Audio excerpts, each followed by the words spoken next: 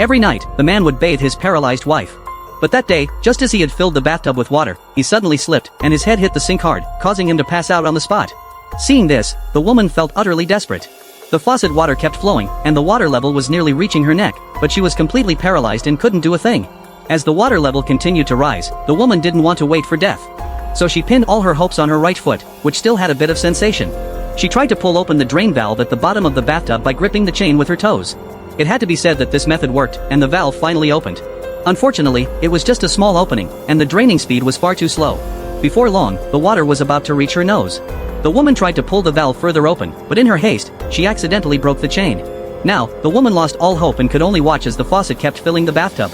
When the water level was about to submerge her eyes, her hand suddenly touched the shower head, and she came up with another idea. She focused all her strength on her left hand, trying to move the shower head to trigger the faucet switch. Although it worked, the speed was too slow.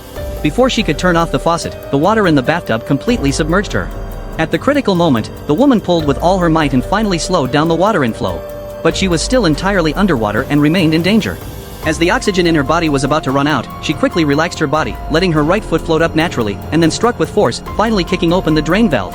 As the water level dropped, her head finally emerged from the water. She immediately took a deep breath and thus saved her life.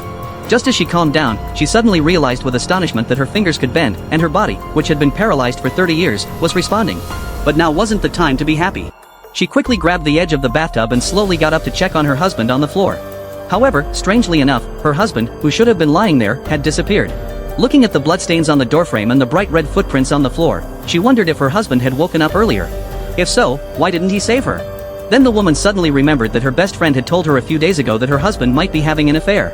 Could it be that her drowning today was deliberately arranged by her husband? Thinking of this, the woman broke out in a cold sweat. She struggled out of the bathtub and tried to go out for help.